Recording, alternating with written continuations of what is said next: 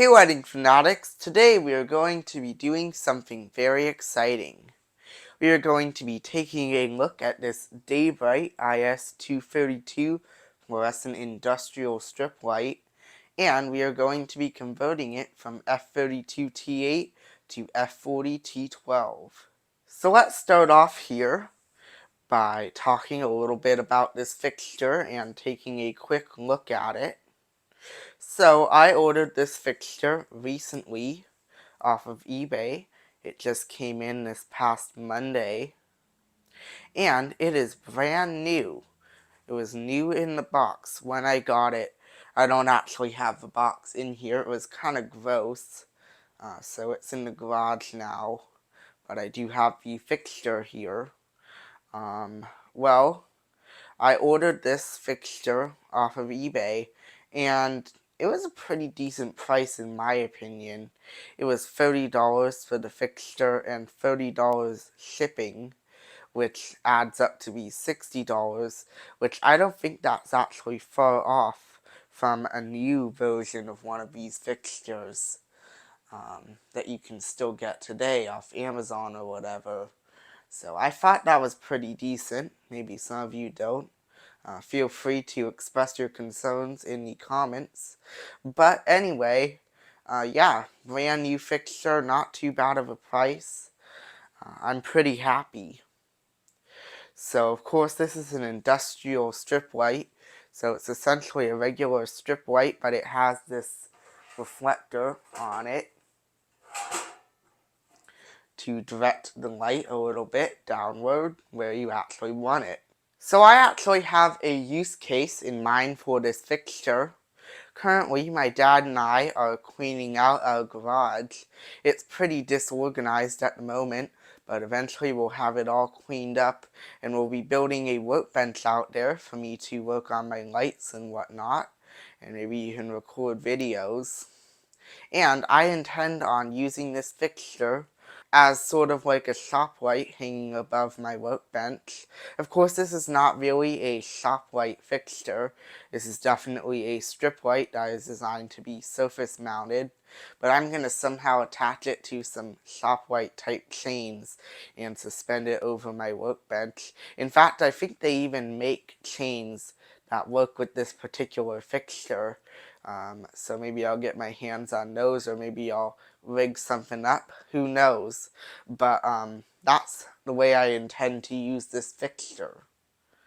Well, anyway, suppose we will go ahead and get a closer look at it here as it is. So there's what it looks like on top. It's in very good cosmetic condition. Finish is all nice.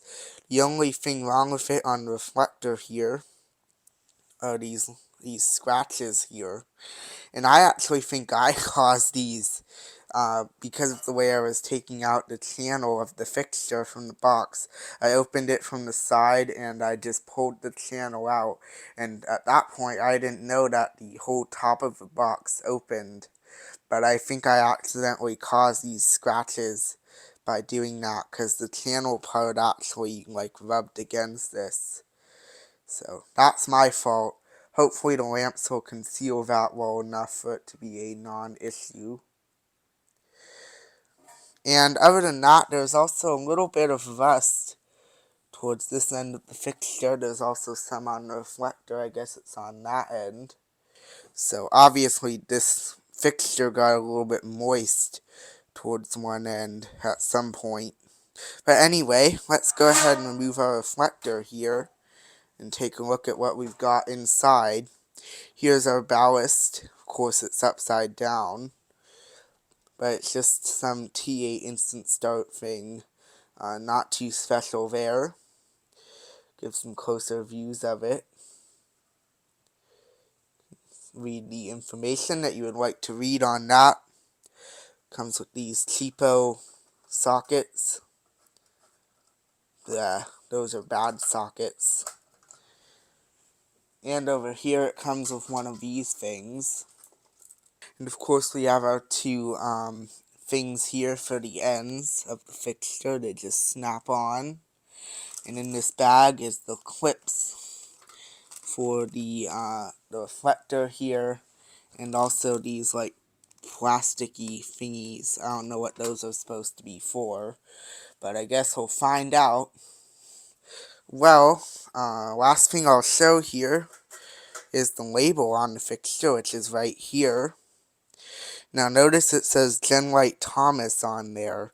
On the box, there is a label that identifies this as a Day-Brite fixture, and that's what it was labeled as on eBay too. So obviously, Philips, who owned Day-Brite and still does, and also owns Gen-White Thomas, this must have been around the time that they bought Gen-White Thomas, and maybe this fixture was just Gen-White Thomas's old stock, and Philips packaged it in Day-Brite packaging. Well, actually, no, they probably just slapped a Day-Brite label on this because the box was only branded as Gen-White Thomas too. So yeah, pretty interesting there. It's model IS232-UNV, Universal Voltage, of course. UL listed, I think 210 means February 2010 for the manufacture date. Yeah, pretty interesting that this is a Gen-White Thomas branded fixture, but on the label it said Day-Brite. Well, anyway, I suppose we will go ahead and put this together, and then I want to light it up first with the original T8 ballast, and then we'll convert it to T12. Alright, well, in order to test this thing as T8, we're going to need to put these sockets in place. So go ahead and do that. Of course, they just slide right into place. If I can get them under here, you just slide them right in. Like so, if I can get it lined up here. Jeez. Come on. What's going on? There we go. Slid into place. And these sockets are quite interesting because they have these little thingies on them that like go in those holes. I don't know what that's about, but that's the way these are. Pretty weird. As I said, these are terrible junky sockets. They're all plastic here. They're cheap. They're ugly. I don't like these at all. We're going to be changing those, and we're going to need to change them anyway if we're going to be using a rapid start ballast in this fixture. Got the other side installed, and I'm going to attempt to remove this thing because it's going to make it harder to connect this fixture. So I'm going to try and just pull these wires out. Doesn't seem like they want to come out. Alright, I think we're doing this the hard way. Since those don't want to come out, maybe they're not even designed to come out, we're just going to cut them. 1, 2. There we go. Got those all nice and stripped. So we'll be ready to attach to our cord. And I suppose we'll also install this thing. Well, maybe not quite yet, because I don't know if we're going to be able to get this back off once it's installed. So I think I'll actually hold off on this, just put it there. I'm also just going to unpack from this side here. So let me put our cord in. And there's a better look at what comes in the little bag here. Of course, the little clips. And then these two plasticky like thingies. I don't know what on earth those are supposed to be for. But if anybody knows, feel free to let me know in the comments. Got our testing cord here. We'll feed this in like so. Grab our two wires, which This one's the white, this one's the white. Lift that up. Pop the wire in. Lift that up. Pop the wire in. I'm not going to bother about grounding this because this is an instant start ballast, so it should work just fine without grounding. And this is just a test, so it's fine. So we're just going to lay that all down in here and get our cover back on here. Suppose we'll open our bag of stuff here so we can get our little clips. Yeah, what on earth are these for? I thought about it, and I'm just not sure. Pretty weird. But these, of course, just go on like so. Seems to be difficult. There we go. I like these. These clips seem pretty solid, much better than the one that's on my Leviton strip light. And we'll move to this side as well. Seems like the holes don't quite line up super good. That might be a little bit of a problem. Not sure how well you can tell, but the hole there is just not lined up. Maybe that's why someone bought this new and then never used it. Okay, I can get one side in there.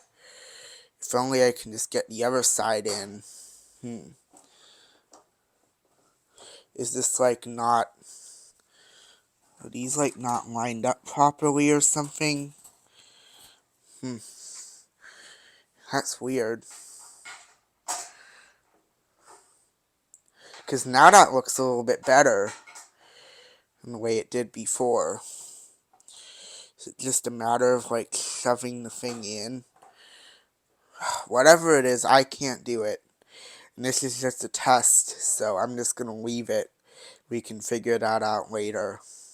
Alright, well, I only have 2 working F32 T8 lamps in my collection, and both are installed in a fixture at the moment, and honestly, I don't have the time or energy to get them out of a fixture right now. So we're just going to perform this test with T12s instead.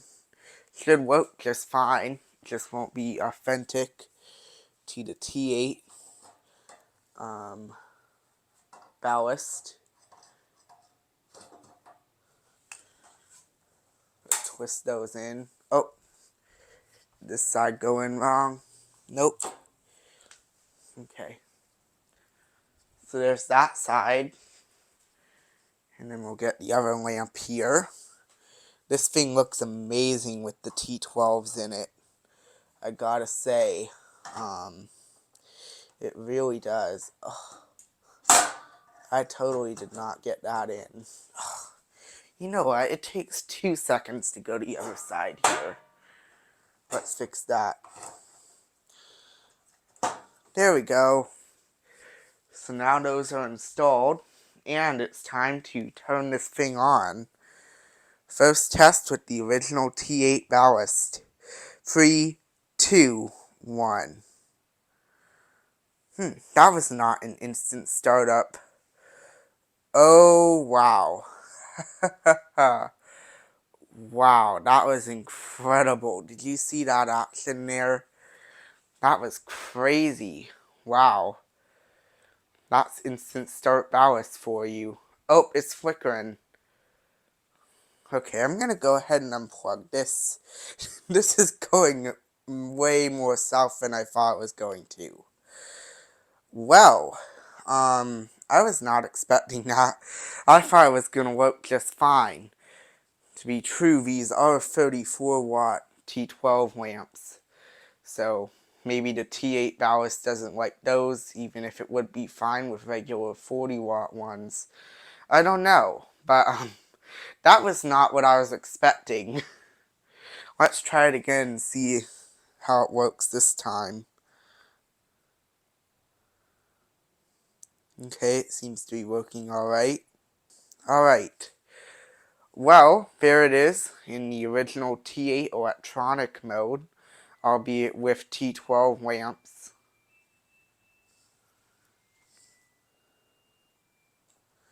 And that is our washing machine going off.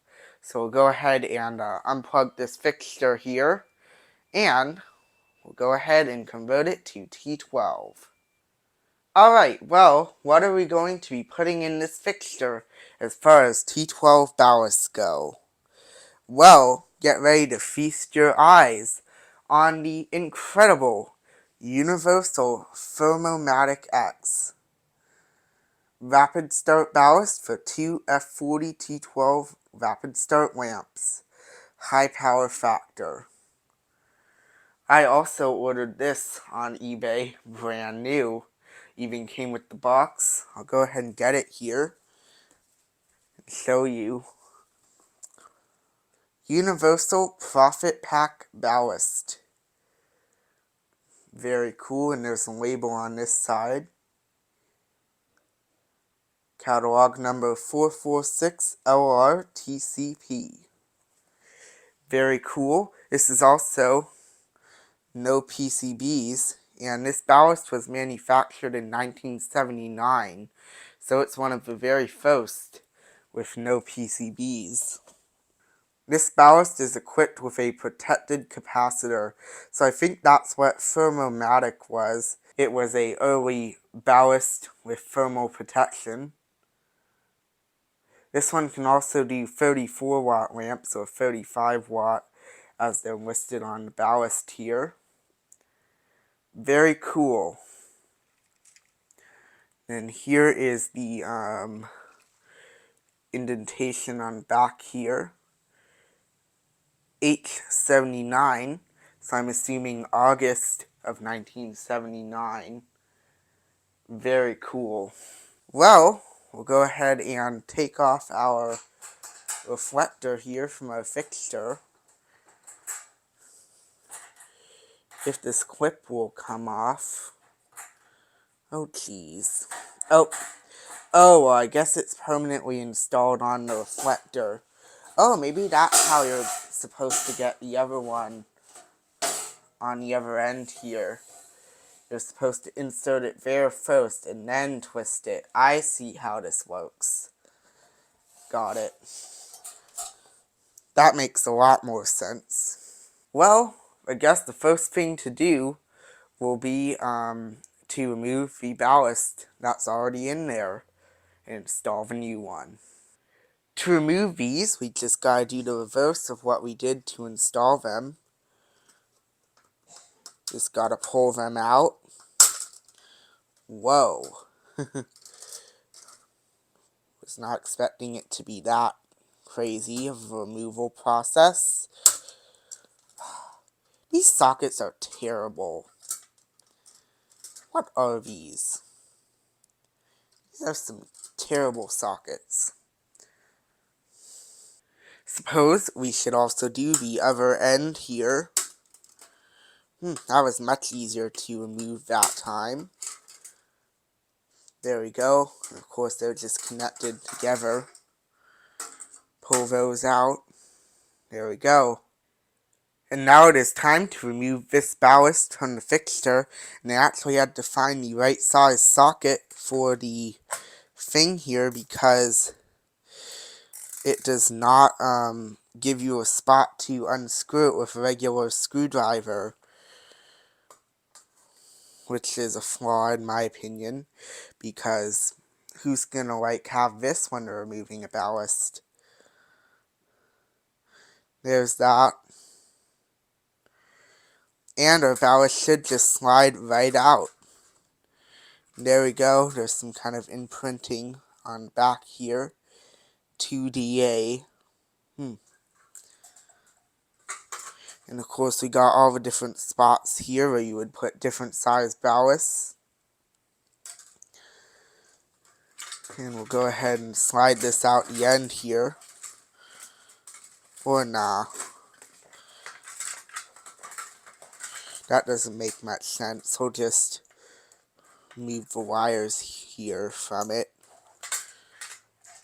and pull it out this way. And there we go. The T8 ballast is gone. And now it is time to install the T12 one. So go ahead and take our T12 ballast here. Slide it right in. Of course, it's a standardized connection point there, so it'll work just fine. And it's having some trouble sliding in there. Okay, well, I guess it's in now. It's lined up with the thing. So we can go ahead and take our screw here. Oop. It's giving us some trouble. Here, can I like separate this? It'd be really helpful if I could separate these wires so I could get the thing in there. There we go.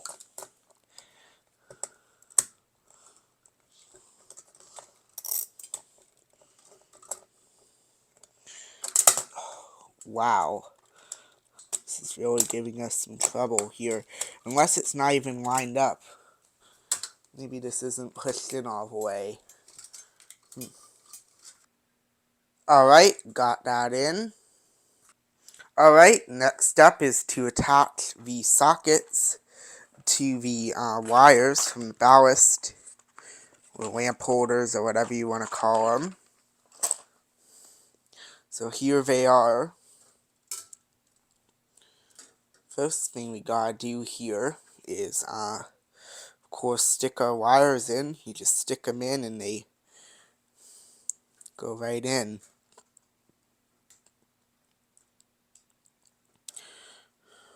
Make sure they're tight. And there's that. And we're also going to, maybe we can leave those screws in.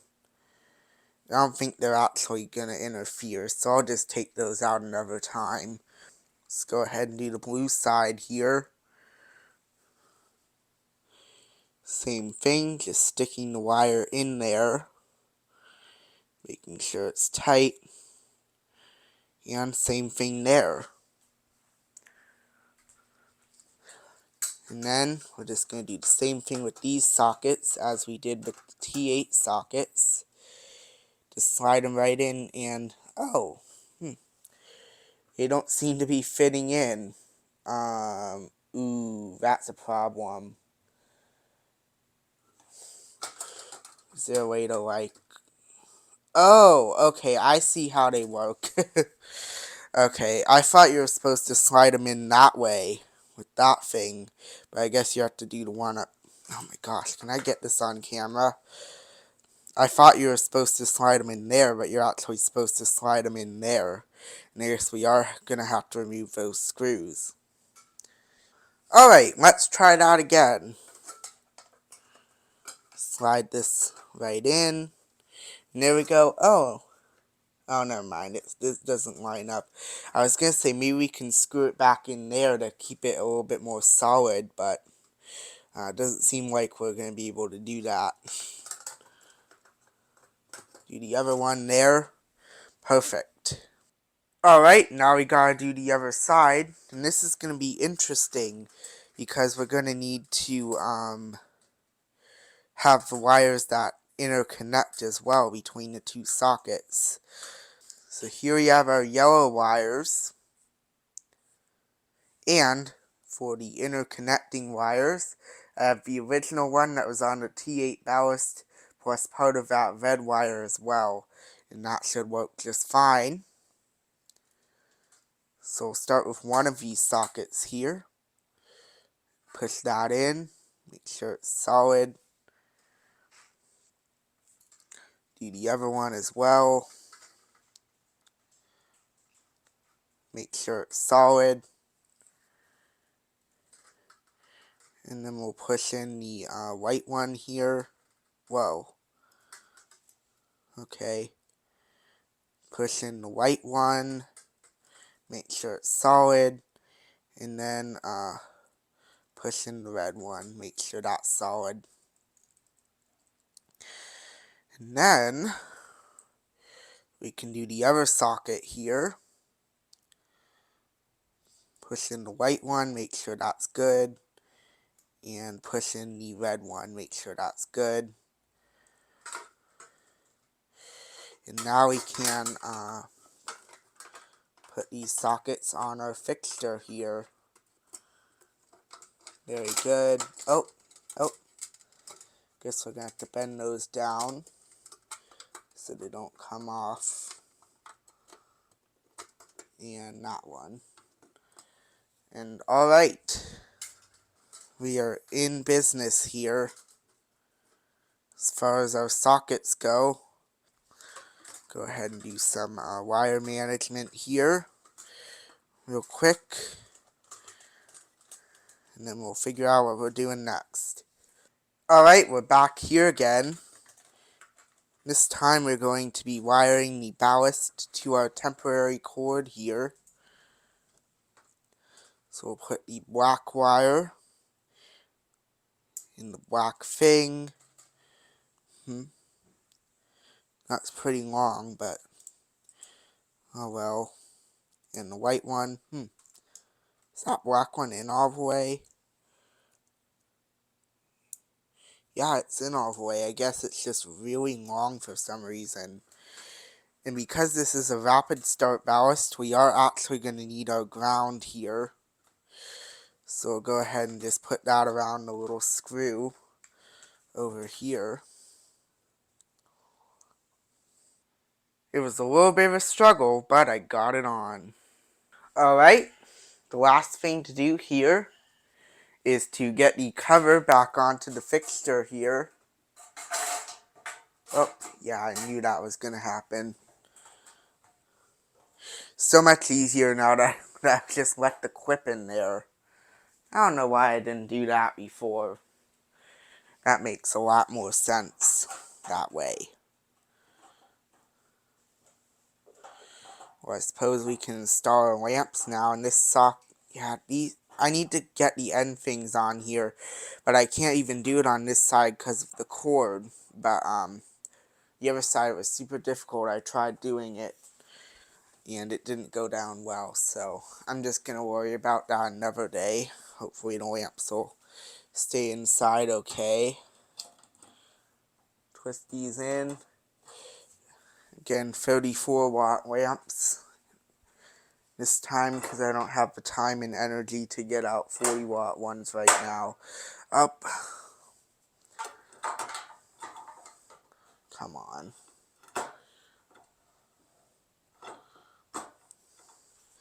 There we go. Got one in. Now it's time to get the other one.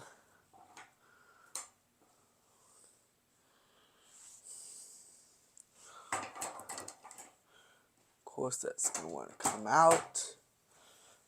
The other one actually didn't even try to come out, so that was good. Okay. Woo! That was chaotic. But we finally got this fixture converted to T12. So, on the count of 3, 2, 1, we'll fire it up. 3, 2, 1. And there we go. Wow, that thing is bright. Oh my gosh. And that's with 34-watt lamps too. I can't even imagine how bright this thing is with 40-watt lamps. Wow. That's a high power factor, full power ballast for you. Oh my goodness. Wow. That's incredible. I don't think I've ever seen a fluorescent fixture F40 that is this bright before. Wow. Just look at that. That is something.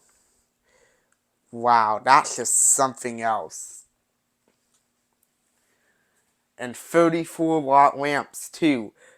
Just try to comprehend how bright this thing is with 40-watt lamps. I gotta try some soon. But yeah, very good. It's working well. Let's try it again. Kind of a funky startup with the 34-watt lamps. But wow. What a great fixture. Give some close-ups here. Looks really nice with the T12 lamps. Over here too.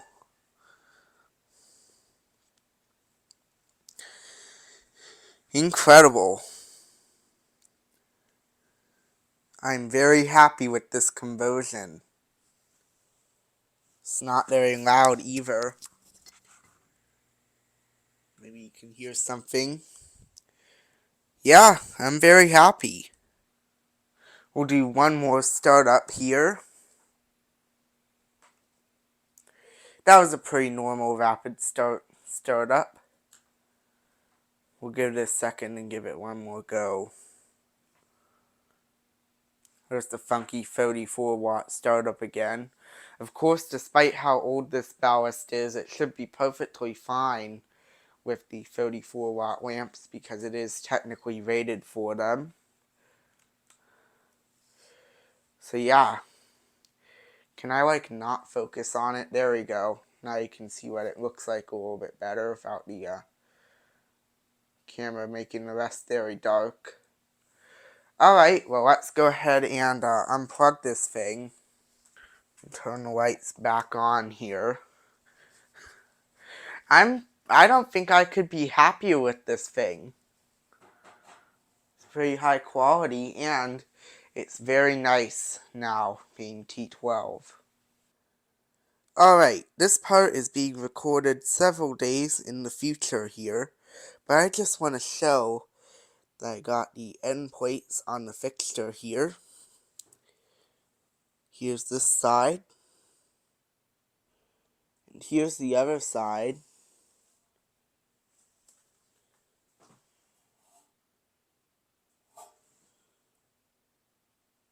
And those just kind of wedge themselves in, you can see there.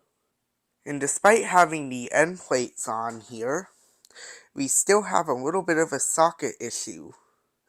You can tell these sockets are still quite loose, and they're not slid in all the way. Very loose. Now, you might not think that's too much of an issue, but what's really worrying me about this is that this can happen. Look, that just slid right out. Comes right out. Look at that. Now, I'm not sure how much the likelihood of a lamp just sliding itself right out like that is in practice, but still kind of worries me a little bit. I really don't want a lamp to just fall right out of here one day, so I might see if I can investigate different ways of getting these sockets to stay in place a little bit better. Perhaps I could drill some extra holes in the metal there and use these screws that the sockets came with to hold them in a little bit better. I don't know, I'll have to figure that out. And of course this fixture doesn't have any power connected to it right now. Eventually I'm going to connect a cord to it, but I want to see how and where we end up installing it in the garage before I cut the wire for the cord, because I don't want to have too much. I might have a little bit more than necessary just in case I need to move this or anything eventually, but I don't want to add 15 feet of cord only to find out I need 3 or 4 feet. So we'll have to figure that out. And then I also need to figure out how I'm going to control this fixture. Of course, I could attach a pull chain switch there or on the other side, but I was kind of thinking I might just have an outlet controlled by a light switch and just plug the fixture into there and then that could be my switch for this fixture. I think that might work a little bit better. So we'll have to figure that out. But other than that, this fixture is ready to go. It's just kind of sitting on my floor collecting dust, waiting to be installed eventually. Oh, and one more thing. I figured out that the little plastic things are supposed to go on the reflector, but I still have no idea what they're for. So if someone could enlighten me about that in the comments, that would be highly appreciated. Well, there you have it. The Day-Brite IS232 fluorescent fixture, converted from F32T8 instant start to F40T12 rapid start. Well, if you enjoyed what you saw, be sure to leave a like down below, feel free to leave a comment, and if you want to see more cool lighting videos in the future, be sure to subscribe. See you next time.